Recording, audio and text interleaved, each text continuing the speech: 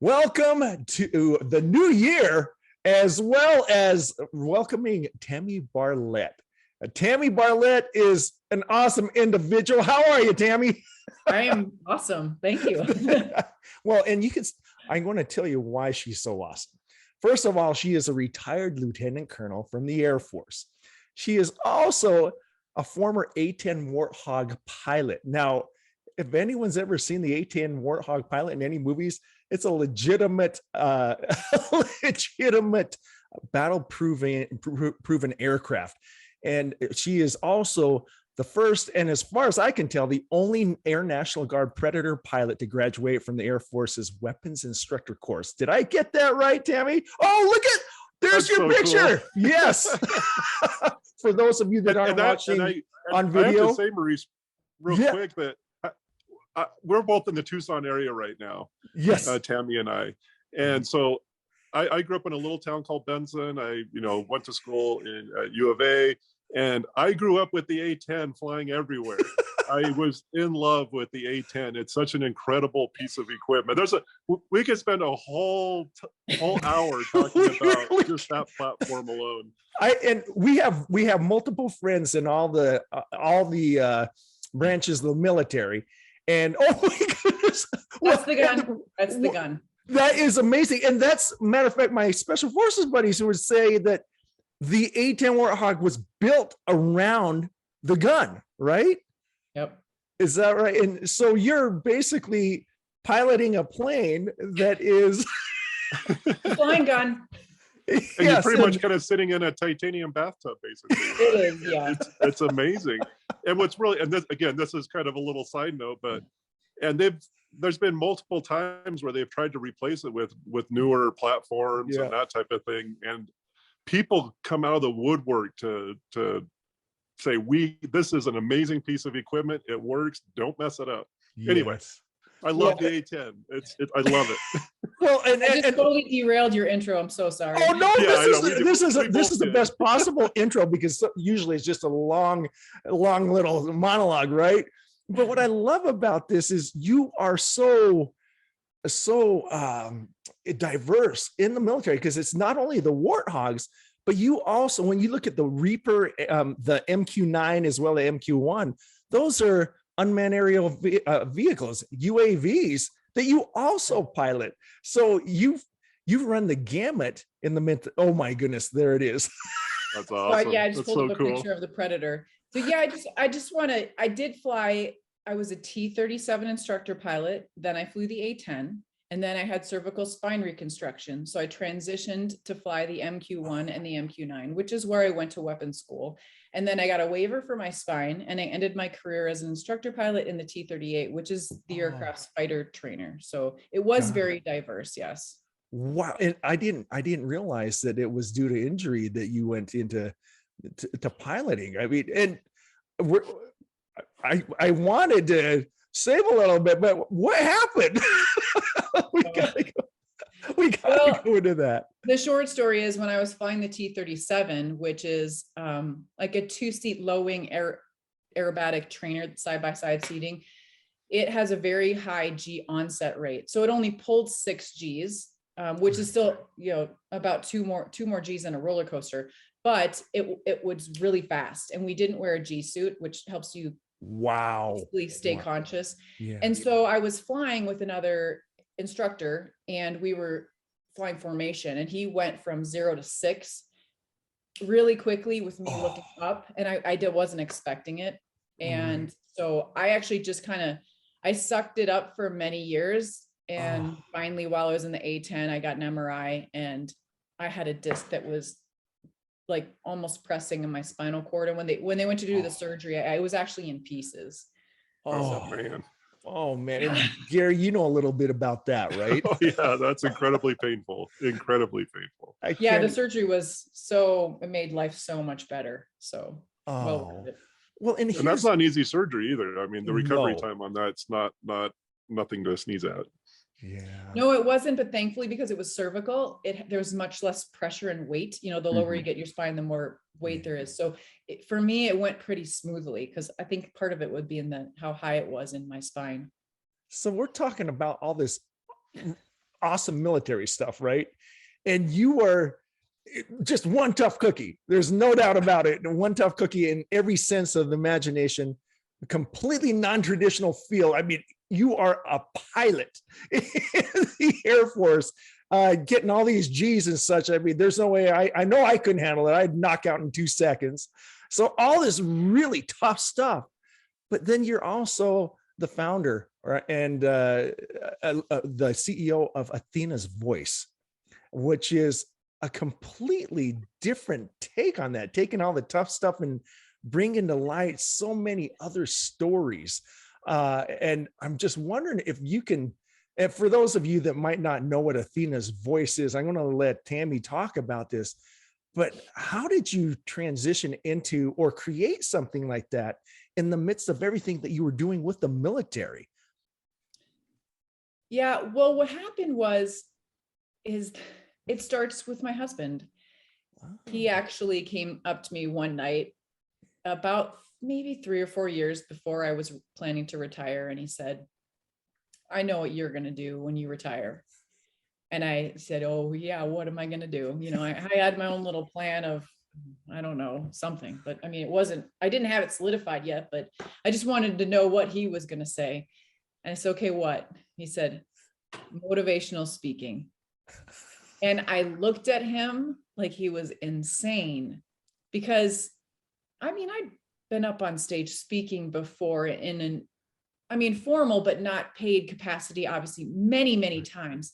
And a lot of it was flight briefings, but a lot of times I had to have a unique story. So people wanted me to share it.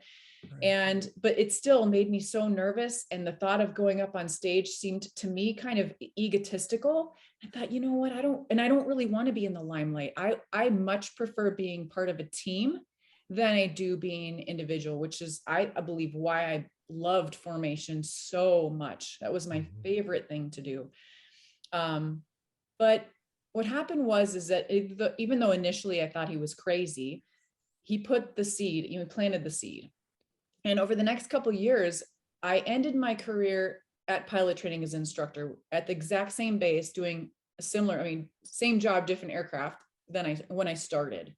So my first assignment was an instructor pilot, last assignment, instructor pilot, same base. And things looked pretty much the same as far as like women and how things were going. And I don't ever think that it needs to be 50-50. I'm not asking for that. But I still had people coming up to me and saying, oh, I can't fly fighters. I want to have kids. Okay, I have 3 kids. There are all these reasons they couldn't.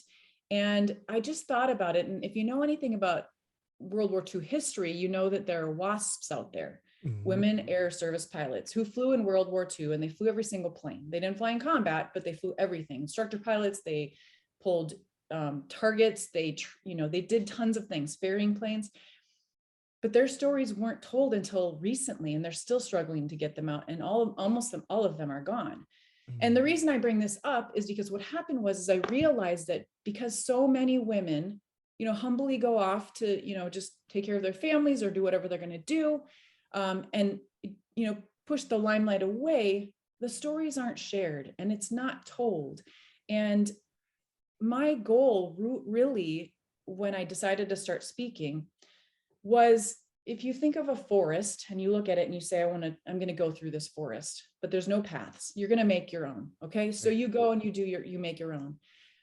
But if we don't shine the light behind us for someone coming behind us, they're going to start their own path, and they'll maybe get further or maybe not as far as you.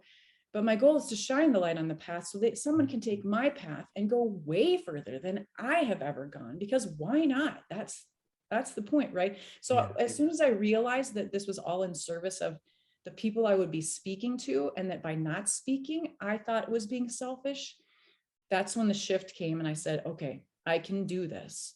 Wow. So it was a mindset shift of how it would be, and what was the purpose, and what was my mission and the impact I could make. And that's when I reached out to Heather Penny, who was speaking already. And she said, you know what, she shared her information about, you know, how to get in the speaking business and what she knew. And she said, let's start a business. We need to get more women out there. And that's how it started. I have to ask this too. There's one article that I was reading about you, and it said that you were struggling to find your voice. Now, you don't strike me as one that would struggle to find your voice. But what was going on during that time, and what would constitute that phrase from your mouth? I mean, here you are, the pilot, the instructor, everything. But what was that struggle like? And what was the realization, the epiphany that got you over that hump? You know, a lot of it is environmental. I mean, you are here seeking my story. It makes it easy to share. Sure. That's not always going to be the case. You're not always going to be surrounded by people who want to hear your story. Or, you know, I think so. A lot of it, I would say, first of all, it starts inside. So those self-doubts we have, and, you know, obviously I'm at a point in my life where I'm much more confident, but you know, when we're younger, we need to build that somehow, some way. And so that struggle to find my voice really came from being in a mostly male environment and trying to figure out A, who I was, B, how I fit in, C, you know, accepting that I'm different, but I still do the same thing and I can make a big impact. But it still kept me very quiet when I was in these groups, because I wasn't sure about myself.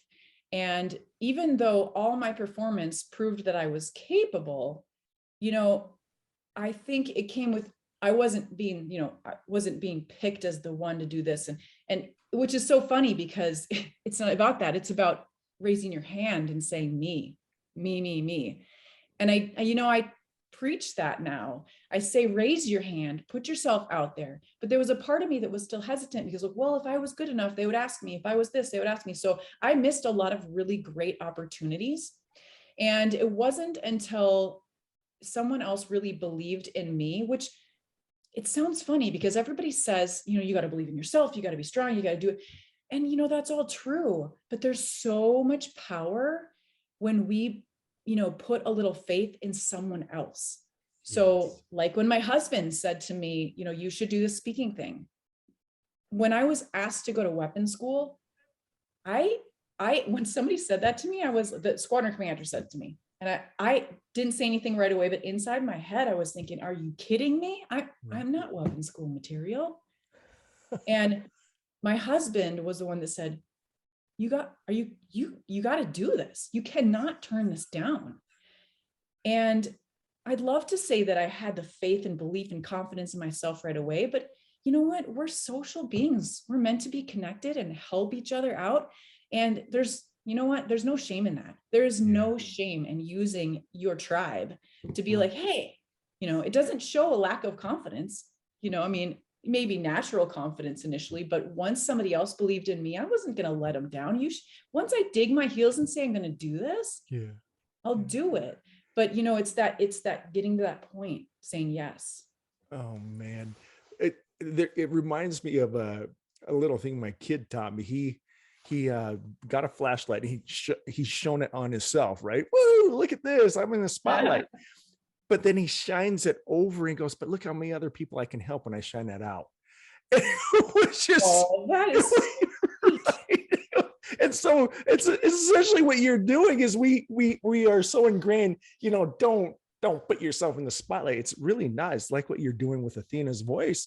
You're blazing the trail and showing that light for other people's trails to follow and then to exceed. It's amazing thing. And Gary, this is amazing because you're highlighting so many things that Gary and I have heard in the past months.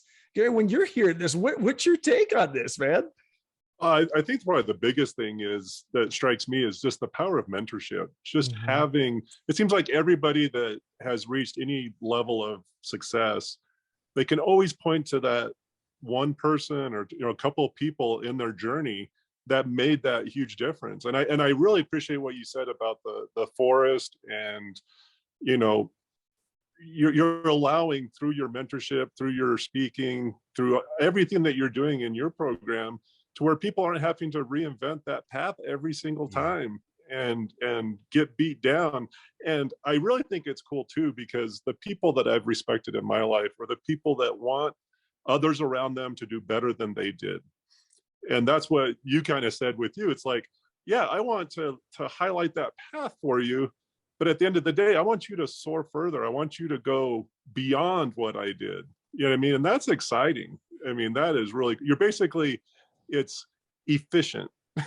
I guess is the one word, if I could put on it. That's such a more efficient way of doing it than people trying to forge those paths over and over and over again. Yeah. And anyway, well, I'm going to be selfish right now because I feel like there's a story within a story here, and you're talking. We're getting a glimpse of who you are now and what you're doing with your speaking and that type of stuff. But take us back to your formative years. I am so intrigued as to how Tammy became who you are and who we're talking to right now. He did Tell us warn you. about what's that? I'm intrigued too. I still wonder. I mean, I could tell you the stories, but I think I need a psychologist to help me decipher it all. But I can tell you the story. Please do. I mean, nothing super crazy. I grew up in Minnesota. My parents got divorced when I think I was about a year and a half old. So I never lived with my mom and my dad together, but my dad was always in my life. You know, he was always there. We would have so much fun with dad, go play sports, you know, eat all the ice cream when we went and visited him and all that stuff. But my mom had a really good support network, and my mom is just filled with love. So I truly think that my success comes from having a family that no matter what happened, I knew people loved me, whether it was my mom or my aunts and uncles, you know, because there was, you know, not so good things that happened. My mom got remarried and then divorced again and then remarried again. And now she's been married for decades, you know, so there was some challenging things, moving around, changing schools, you know, even when you change schools within the same district, if you can't drive, it changes your whole friend platform. Yeah. So, you know, a lot of that, you know, I was always a very social kid, so it wasn't so bad for me, but, you know, I didn't develop a lot of really good friends. I developed a lot of friends. So I have a lot of friends from 5th grade and, you know, and back then, but none of them we're not really super good friends. We stay in touch. Right. And my mom, the one thing I think back, my mom always said to me or to other people when she described me and, that, you know, oh, Tammy, you know, said, well, Tammy, the phrase she says is, Tammy's going to do what Tammy's going to do. And that can be taken right or wrong. I don't know. I was a very, I'm definitely a rules person. So I followed the rules. I stayed out of trouble. I did my homework. When I was a junior in high school, I actually went to college full time because I was just really tired of all the immature behavior around me in high school. So I went to community college through a program Minnesota has called Post-Secondary Education Options Program. But I chose community college instead of the university because it was close and I could still be in sports because I was an athlete. I competed in soccer, gymnastics, and track. Wow. Loved sports. I think it has so many life lessons. Yeah. And so I was very active in sports. I was in band and orchestra. I played the piano and the French horn and the cello. And as soon as I turned 16, I got a car. I think because I was so busy, my mom's like, I'm done. I'm not driving you everywhere. I need a car. And I got a job and I worked. I mean, I was just busy. I ended up getting mono and my mom said, you got to stop. You got to quit something. And I was like, okay, no. So I've just lived my life busy. And I actually realized sometime in my 30s when I had this mentality of, I got to slow things down. That I do it to myself and I do it because I like it. And it's okay. You don't have to be the person who sits on the couch and reads. That's good, but I don't have to seek that. It doesn't have to be me. So I've just been a very busy person. So do you get fulfillment out of the journey of the things that you're doing? Do you get fulfillment out of completing tasks? Like what pushes your buttons? I mean, you were incredibly just go, go, go, go, go. But what about it? I think it's the progress. Okay. You know, progress combined with, you know, impact made through connection with others. Yep. Those are the two things I would say that really go hand in hand, because like I said, I love being part of a team. Right. But I also want to see change. I want to grow. I want to get better. I want to do it together with other people, which is why I think why sports was great and why I loved band. I didn't so much want to play the solos, but I loved being in the band or the orchestra or whatever. I mean, I was in a quintet with I think it was with the French horn, and I played at a funeral in high school. Weird, right? I mean, I don't know, but making an impact with others. You mentioned something, and now I understand a little bit of why you said that and how it was a perfect marriage into the military. You have so many social circles growing up, whether it be athletics, whether it be band, whether it be church, whether it be family. And it seems to have given you this innate ability to read people. And I found it really interesting that when you got into the military, you started to learn strategy, you start to learn all of the different elements of war.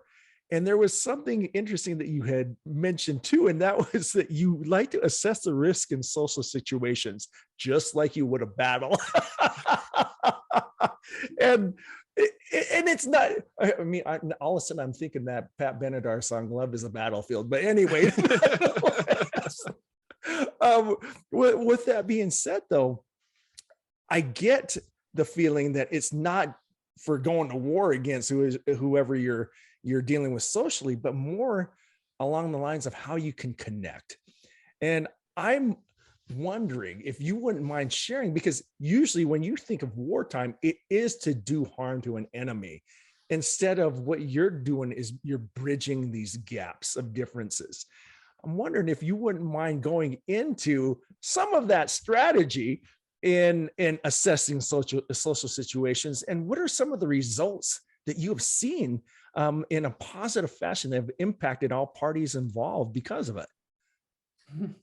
That's a big question. There's a lot to that. Okay, but let me first start with the war piece of it, because you mentioned war and attacking others. Let me tell you a story. So when I first was deciding what airplane I was going to fly, I will be honest, my need for speed, if you will, and my interest in exciting things. I mean, I was a roller coaster kid. I was a gymnast. I just loved stuff like that. And my ego, to be quite frank, was what's pushed me down the fighter path. Capability wise, I was allowed that option. And so I picked it. Right. Now, they made me an instructor pilot right away, instead of sending me off to a fighter jet, which was brilliant on their part, because I really was very new to the military and I didn't really understand what all these pieces did and how the part they played. So making me an instructor pilot was awesome, because in the end, that was my absolute favorite job. But when that time ended, I was going off to fly a fighter. And I went through this process of trying to determine which airplane I had to pick from 4. So I needed to figure out which one I was going to pick. F-16, F-15C, F-15E, or A-10. They all have different roles. And so I did some research, and part of me struggled through, well, ultimately all these platforms could take lives. Yeah. I mean, we're in the military, and essentially fighter jets are the pointy end of the sword. Right. Or, maybe the Army guys on the ground, there's different angles to that, but there's different parts of the sword, and that was a pointy part of the sword. So I went through a process of, can I do that? Is that something I could actually do? And what happened is I ran into an A-10 pilot, and I said, well, I sought them out and I said, hey, I need your help, let's talk about this. And I explained my hesitation, and specifically with the A-10, I said, I don't know. I mean, in the A-10, you might actually see the people that you would be harming. And the pilot looked at me and they said, you know what? You will also see who you're defending. Oh, wow. And that's all I needed. Mhm. Because to me, I play the defensive role. Even in the game of soccer, my favorite role was defense. And Mhm. some people think that's weird because it's not the person who's scoring. But you need everyone. Right. A car isn't going to work with, even a couple screws missing. Doesn't seem like an important part, but it is. So when I learned of the defensive role, that's where I was like, okay, yes. So now let's go back to the social aspect of it. I don't know exactly how to tie this, and maybe you're going to see something that I'm missing here, but the truth is that I want everyone around me to feel comfortable if I can do that. Mhm. The last thing I hate when I make people uncomfortable. So in a social setting, sometimes that person's me that's uncomfortable. So what do I do about it? I don't know. Well, I think I did a lot of observing, and I would see what I noticed over time is my biggest thing was speaking up when I wasn't sure I was right, or even speaking out against something that maybe was wrong. And I needed to say, hey guys, stop. That's Right. not right. Because I was already highlighted, right, by being the female. Sometimes, I mean, that's going away, which is really nice. But when you're in a group and you stand out differently, your voice is heard differently as well. So I was fearful that I would be heard, not because of what I knew and how, but more of because I was female and she's just complaining. And so I kept my voice quiet for a long time. A couple of things got me to speak up. One was, there was this particular time I was studying. I was in the vault where we study classified material. And this is really where this lesson finally got learned for me. And the weapons officer, the chief instructor pilot of the squadron, walks in the room and he says, hey, and he asks the question. And I knew the answer immediately, but I paused in my normal Tammy fashion to make sure I knew I was 100% correct. And in the meantime, somebody else spoke up and he wasn't right. But I realized the way he said it, had I not known the right answer, I would have been like, oh yeah, okay. And I kind of looked at him and I thought, oh my gosh, that's what these guys are doing. I mean, not just guys, but that's what people are doing. They just answer confidently. And I should have known this by then, but it just took that moment for me to go, huh. But I had to decipher why I wouldn't do it. Right. And the truth about it is that I am so honest to the core that if I guessed an answer, I felt like I was lying. And I cannot stand lying. Yeah. And even to any little sliver of it. And so I really had to make a conscious decision. And I did. I said, okay, whenever somebody asks me a question and I'm not sure of the answer, I mean, if I don't know, I'm going to say I don't know. But if something pops into my mind and I'm not sure of it, I'm not going to say, I think, because nobody wants you to hear you say, well, I think it's 75. They want you to say 75 and be confident. And so I did that. It was really hard too. I remember being in several briefs for flights, and the flight leader would ask a question and I thought weird number was popping into my mind, but our brains are amazing. Yeah. And it felt totally wrong, but I was like, I'd answer that, whatever came into my mind. Because I used to wait until I could see it in the book in my mind or, whatever, solidify it. I didn't, I spit it out. And I would say 90% of the time it was correct. Wow. And it kind of blew my mind. I just said it with confidence and threw it out there. And that's when I kind of realized that I don't need to have so much self-doubt. And, the whole imposter syndrome thing, when I actually heard there's a thing called imposter syndrome, obviously it's not a medical syndrome, nothing's wrong with you. It's just a way to describe that we all have self-doubt and we feel like we don't belong sometimes. And how did I get here? When I learned that was a real thing, that was also very helpful to me. I was like, it's normal. It seems crazy now, us at the ages we're at, we all know that this happens, but when you're 22 and surrounded by men with engineering degrees who wanted to fly since they were 3 going through pilot training, you're kind of like, whoa. Intimidating. Yeah. Oh yeah. Especially I have a degree in gerontology. I do. Old people.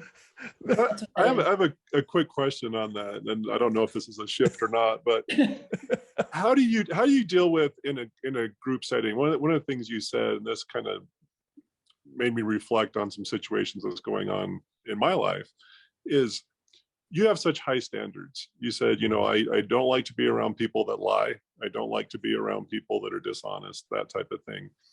In a group setting, what happens a lot of times is the people that aren't willing to do that are the ones that tend to get kind of dumped on the most in a strange way.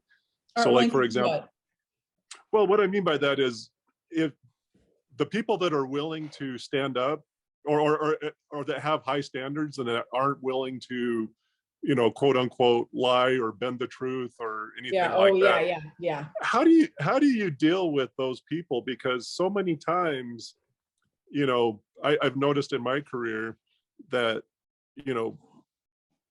you're almost shackling yourself by having those high standards and not being willing to bend the truth. And this may sound like a really strange question, and I'm not saying that someone should lie, but how do you deal, I guess a way to rephrase it is, how have you dealt with people in your professional career that aren't necessarily, you want to work in an organization where people are kind of pulling in the same direction, correct? How have you dealt with people in your career that have actually tried to sabotage and chip away at what you're trying to accomplish? Does that make sense? Yeah. Well, let me start by saying, you mentioned that I don't like being around people who lie, or that is true. But I think what I was more saying is that I don't like to lie. Sure. And the reason I make that differentiation is because there's one time I was at training to become a T-38 instructor pilot, and I was studying, and I was, I'm in student mode now. So, and I'm what they call me a pinger. You're pinging off the walls. And I used to try and change myself. I really did, until I realized that at weapons school, I realized that that's just how I operate, and it works for me. So I'm sorry that it stresses you out, but that's what I do. So here I am studying, and this guy looks at me and he said, "Man, I'd hate to be one of your students." And I thought about that, and I thought it really bothered me. And I thought, goodness gracious. But then I realized that the truth is that as an instructor, I set my standards really, really high. And then when I instruct, I set the standard for the student at the level the student should be at. I'm not expecting the student to do everything like I do. There's an expectation. And I think that's what I call expectation management. And it screws us up in all sorts of areas of our life. What are we expecting versus what happened or will happen? So as far as dealing with people whose standards are different or lower, I will say that when I joined Air Force ROTC, that was the first time in my life that I felt like I was surrounded by people who were trying to be better. They wanted to learn. They wanted to be in the classroom. They were trying to help people. And it was like I found my tribe. I never looked back, even though I had the option to quit. I didn't even think about it.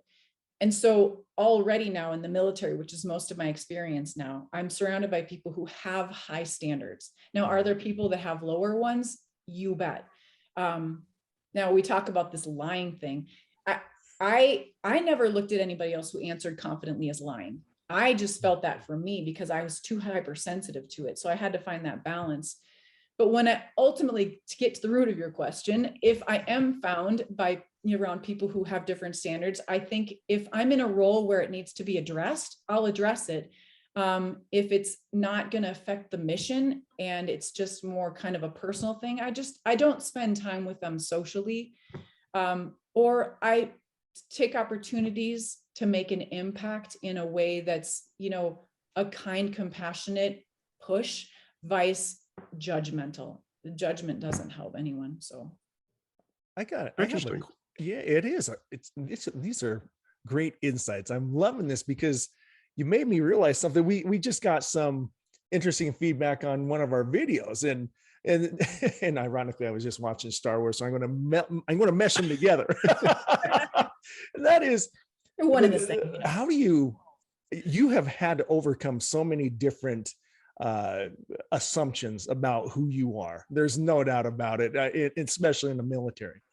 And in light of what we've experienced lately, how do you, and again, I told you it was a tie-in to Star Wars, how do you overcome the tractor beams of other people's opinions? Does that make any sense? Yes, it does. A couple ways. I would say first, one of my most common method was ignoring them. So my belief is that that's out there. Right. And, you know, like using people being sexist or whatever. People ask me that, does this happen to you? And I said, yeah, but you know, I didn't ever look for it. Right. Which in some cases was harmful, but for the majority, it was better, because the truth is that if you look for it, you're going to find it where it is, but you also find it in places it's not really happening, and you will create more of it than really exists. And my goal was always to do my job, do it well, and just help the mission. It wasn't to cause any sort of social uproar or even to prove that women could do it. I mean, that ultimately kind of came after. I didn't intend to be like, oh, look, we can do this. I didn't even really realize I was one of the first women in fighters, because it was 10 years after women started to fly fighters. Right. There still just weren't that many of us. Right. And so that's really, I don't know. I think that's part of it. The other thing too is to recognize which laser beams, if you will, matter. Yes. You know, so one of the things I actually talk about in my keynote is staying in the arena and battling with my armor of social courage on. And you know, what on earth does that mean? Right. It means that I just needed to recognize that I needed to stop worrying so much about what everybody else thought, or truly what it is I thought that they thought, because they probably didn't think it anyways. Because if I'm worried about what someone else is thinking about me, ultimately that's a selfish response. They're probably not even thinking about me. Yeah. I mean, really? Yeah. So, I mean, they might, but who cares, you know? So, you know, just kind of, and there's a few laser beams you gotta look at, right? Yeah. Yeah. You know? I love how you're bringing up that it's about challenging our own assumptions, which is something that I don't do on a regular basis. And to your point, just I wonder what that thought is. But you're right. Well, and I think part of that too is I think I've seen so many times, you know, in my life and in other people's lives as well, is that, you know, if you start chasing all the ones that don't matter, you're spinning your wheels, and it's such a time suck. Yes. Going after trying to feel, you know, justify yourself to people that either don't matter or aren't important to what you're trying to accomplish. It can really be a drain. It's true. And you have to go into any battle, if you will. I mean, if you decide that there's a goal you want, you've done a solid goal setting process, you've determined it's worth it, and you know there's going to be struggle. So when, you know, you just prepare in advance for that struggle. You might not know exactly what the struggle is going to be, but you know it's going to occur. And I really think that a lot of times people fail, not because they're not prepared, but sometimes they don't prepare for the unexpected things. You know that's going to happen. You got to be ready for that. You got to recognize inside your own battle that you can't just pretend it's not happening. You can't fight an enemy you don't know. So that internal battle is something you have to deal with, recognize, and, you know, seek help from others or whatever it is. You use your wingman or whatever, your family, it doesn't matter. Yeah. But then lastly, and I think this is where a lot of people fall off the train, or should I say plane?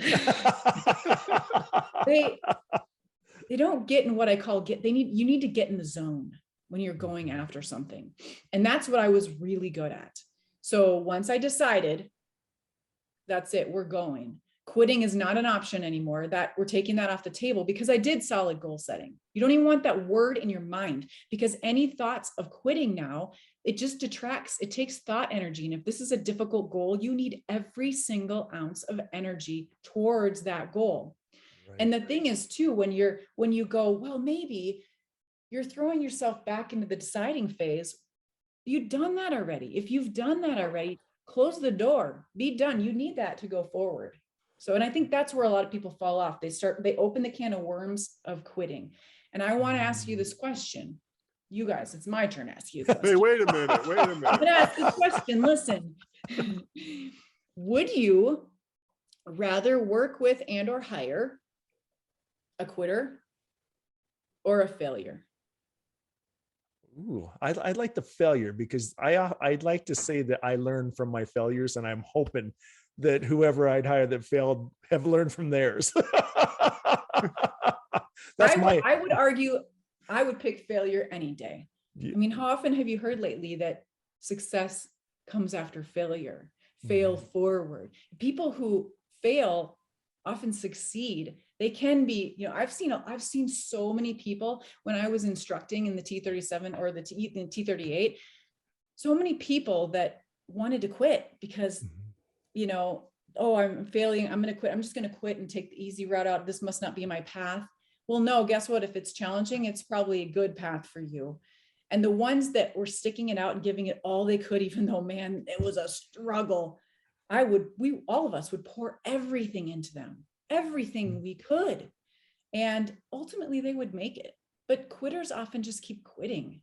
You know, if you bail out of an aircraft, there's lots of consequences you didn't expect. Yeah. Yeah. Well, and I think we've also made failure such a negative connotation in our society. But the one thing that failure absolutely means is that somebody tried.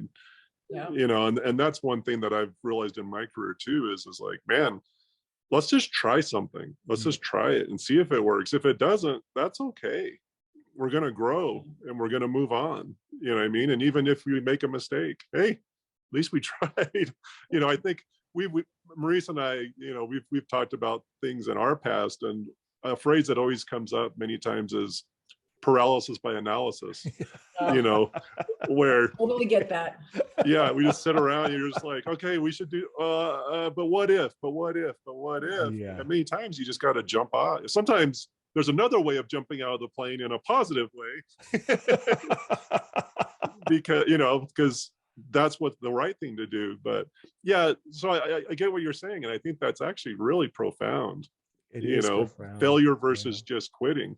And I like what you say too, because I've seen that in my life and other people's lives as well, is if you are caught in that, well, should I quit or should I step away? That's such a toxic place to be in. It really is. It really is. And it tears you up. Yeah. And seeing that it's obvious you didn't quit A10 Warthogging. But it was interesting too, because even though you couldn't physically fly those anymore, it's amazing that when that stick-to-itness always leads to another opportunity. And when I look at what you were doing with the Predator and the other UAVs, I mean, could you have ever thought you would have been doing that? It's amazing. It's also a great reminder of not quitting. I say that to me right now because there are certain things I'm not. I don't want to do that.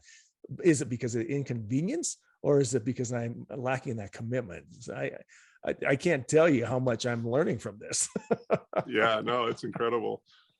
Well, yeah, I didn't when I first graduated pilot training, it was honestly, we joked about, haha, you're gonna go fly a UAV.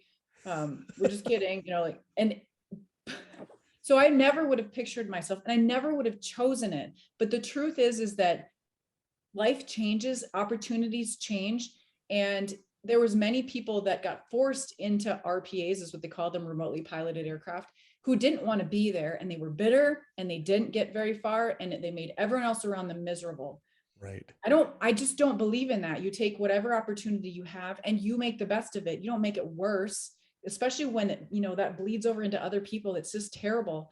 And so I took this opportunity and I went with it the best that I could with the knowledge that I had and where I could take it. And no, I wasn't flying formation and being up pulling G's and going fast and doing rejoins, which is awesome, and shooting the gun. But you know what I did? I knew I did something that mattered every single day, because with the exception of my initial training at Creech and weapons school, all of my flying time was combat time, combat support time. So meaning we did all of our currency and everything in combat. So the camera was always helping some guys out there in the ground, guys and gals, that, and I use that term broadly, helping them on the ground, giving them some sort of, you know, video coverage. Now, I didn't always know what I was doing, and as far as how I was helping them, I should say. But it was, I knew it was always making an impact somewhere for someone, and that mattered to me. Yeah, you have That's that. awesome. You have that shirt, "Live a Great Story," and it's obvious that you have lived a great story. And as you share that story, what have been some of the impacts that, I'm trying to word that correctly, but what are some of the things that you've seen from your participants as they've come up to you that have impacted them by sharing that story of living a great story? So are you asking me, like, people who've heard me speak, what is like, you know, I think a lot of people have come up to me talking about how you can still be your authentic self and go achieve great things. You don't need to change who you are. But then you also need to dig in. You know, you need to establish what that goal is and not let other people sway you, because that's really where a lot of people fall off the plane because they let other people's opinions impact where they're going. Right. And so I think a lot of it comes back to the foundation of setting that, doing that solid goal setting, finding what are your core values, what is your purpose, and what do you want to achieve before you set yourself down the path of going to do whatever it is. And I think that's been the most helpful for people to see that once you set that goal, and assuming it's a good solid goal, you just have to have that no quit mentality. Yeah. So I want to touch on that a little bit. So it's very clear that once you have set a goal into motion, there's no quitting and you're going to accomplish it. That sounds like that's kind of a given. Yeah. So I'm guessing, I'm going to deduce from that there's a lot of legwork and a lot that goes into the front end of that, deciding what is a worthy goal, what it is that you really want to do. Kind of focus on that a little bit. And you mentioned three things, and I've already kind of forgotten them, of things that you look at, like, well, it was core values, and there was another couple, but kind of take us through kind of your mindset when there's something. How do you know whether it's something you're going to do, not going to do? Yeah. Well, I would say back when I was younger, it was more of follow your gut. It wasn't a process. I mean, I wish if I was 20 something listening to myself right now, I'd be like, find your core values. That sounds like, you know, Air Force core values, my purpose. Truthfully, right? You know, like, I'm just going to go. I mean, that's what I did. I just put my boots on, I went. And either I was lucky and or my gut is in tune with where I need to be. But I think nowadays it's more of finding out your core values. And I personally read a book, and I'll grab it right here, that I really appreciated, that helped me find like my personal core values. I like that title. I'm writing it down right now. It's a really good book. And because I'm such a go person, I'm not much of a reader, which is terrible. It's one of my goals. I work on it, but this is a really quick, easy read. For those people just listening on audio, can you get the title and the author? It is Black Sheep by Brant Mensor. And it's great. It's a really quick read. He also has an audiobook version of it that he reads himself. And it's really good. And there's processes you can go through to help you find your personal core values. But I truly think that's where it starts. So, and I have an impact statement that came out of it. So to create life-changing impact through connection and authenticity. Because my core values come down to connection, authenticity, impact, integrity. So those are what I kind of dug down to. And what does that mean? How does that impact my life or my goals?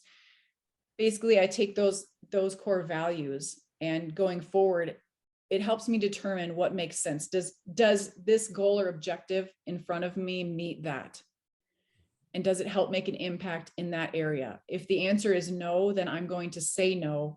It's one thing that's really helped me say no to things, because like most people who want to help lots of people, it's hard to say no. You want to help everyone. Right. But it's not always going to be the best choice to say yes, because if I say yes, and it doesn't line up with my core values, that's first of all a problem. But the second problem that arises is it decreases my capability to help where I really do need to make an impact. So I kind of filter everything through my core values. And then I determine if is this gonna make an impact in a positive way, because that's really ultimately my goal now. When I retired from the Air Force, I knew I couldn't just do either just be a stay-at-home mom, and there's nothing wrong with that. Absolutely zero. That's my primary job right now, is taking care of my children, and it's super important. But for me, as you can tell, I'm very busy. I like to be busy. And so part of it came with that whole forest thing we talked about earlier, is I'm not just going to like shut my light off and disappear. I need to keep the light on for people coming behind me. And how do I do that? How do I make that impact? Because my role now is not to be out there at the pointy end of the sword, or to train those that are going to be at the point. It's to get people, I can help more people than just military, because all these concepts go cross. My goal is really to help people believe in themselves and work towards, the good of everyone else. And that's what we all should be doing. I think all of us should be, ultimately, our purpose should be connected to others, but that's just my personal opinion. I think anything done out of selfishness is just in the end not going to have the right impact that it should. Yeah. Wow. This is great. I can't think of a better way to kick off the new year than, than what I'm listening to right here. It's simple, but yet profound. And you've taught me so much today about things that I need to look back and take a serious look at too. And I have to thank you for it. Thanks for the free therapy session today. Yeah, you're welcome. But it's funny you say simple but profound, but when you say that, what happens? It reminds me, imposter syndrome. Who am I? These are just simple concepts. No one wants to listen to my simple concepts. Yeah. But the truth is, it's how do you break things down and make it digestible for people? A lot of the things I've said, people have heard before. Yes. And maybe just the way I say it might help them go, oh, yeah, I get it. And that matters. If it's just that one final, piece of paper on the stack that makes it go, hits the weight or whatever you need.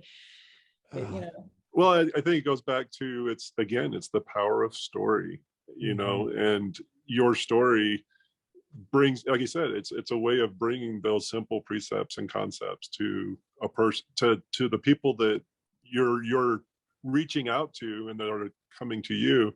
Like you said, I guarantee, because even just the conversation we've had, I've been highly motivated and I've received a lot of instruction that I need to start looking at myself.